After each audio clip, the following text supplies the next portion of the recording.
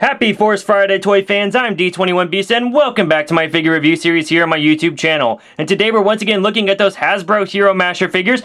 And before you, we've got Darth Vader, an evil Sith father who shows love to his family by taking them on a vacation to Cloud City, cutting off his son's hand, and then making him cry immediately afterwards. Yes, this Dark Lord is certainly in running for Father of the Year.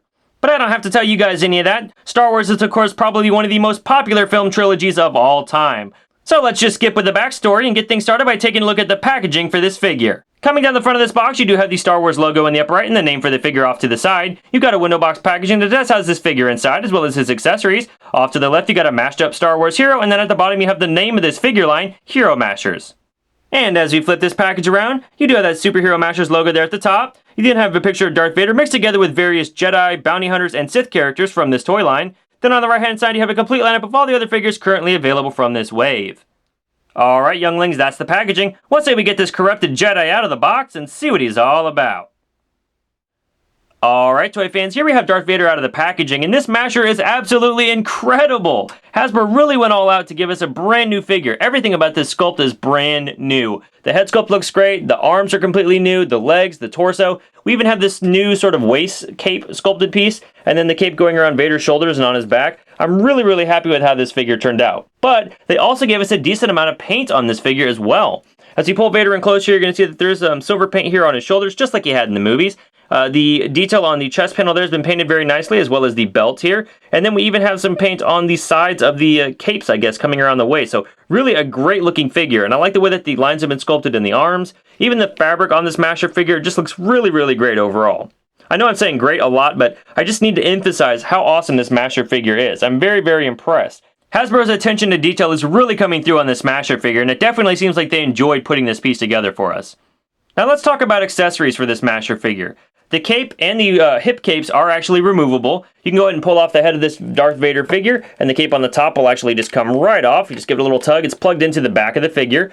And then you have the waist cape that actually does detach. It's just kind of wrapped around the figure. There's no actual peg holding it on. And then you have this sort of, I guess, dressed down Vader figure. And you can see here, this Vader has the same sort of articulation that we've come to expect from masher figures this year. His head does look left and right. It does look down. It does look up. It does rotate all the way around at the shoulder. But again, we are missing that hinge that we had on original masher figure. So kind of a bummer that that's gone. But at this point, I'd kind of expected it. I do wish they would have surprised me, though. He's got a full rotation here at the elbow. His arm will bend forward that far and back that far. There's no finger articulation, but he does have a closed fist with a hole here on this side, an open hand on this side, and the open hand actually holds his lightsaber accessory very nicely. And this lightsaber accessory is also painted quite well too. There's a mixture of black and silver paint. It looks just like it's supposed to from the movie. And then the base plastic is actually a translucent red piece. So that came out really nicely. Coming down the figure here, we do have ball jointed hips, so his leg can move forward that far, move back very far, out from the body pretty far. He's got full rotation here at the knee as well as at the hip because that is a ball joint. And then there is no articulation coming down the rest of the leg. No ankle articulation or anything like that. Again, pretty much in line with what we've come to expect from Mashers being released in 2015. But articulation woes aside, I'm very impressed with how this figure looks. Bravo, Hasbro! So if you're not familiar with Mashers and what they're all about, they are a toy line that allows you to separate your figure at the head, the elbow joint, the hip joints, and the knee joints, and mix them with other figures in the line. To demonstrate this, let's go ahead and bring in Starscream and Wolverine from the Transformers Mashers and the Marvel Superhero Mashers toy lines respectively. And after a quick bit of editing, you can see here that it's pretty easy to mix and match these pieces among other figures in the line and create some pretty crazy looking superheroes or villains. And of course, the more figures you have from this toy line, the more options you're going to have to mix and match and create your own custom-made superhero, villains, Jedis, or even Sith Lords. Height-wise, we can see that this Darth Vader Masher does stand right about 6 inches tall, maybe a tad bit less.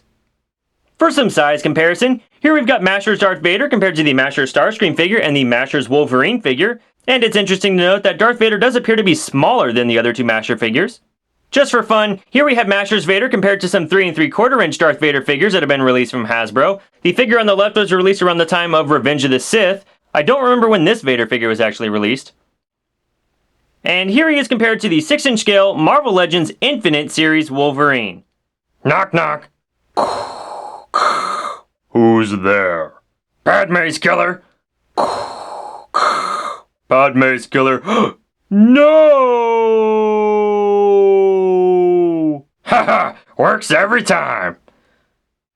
Alright, toy fans, well that's my review of the Star Wars Hero Mashers Darth Vader figure released by Hasbro in 2015.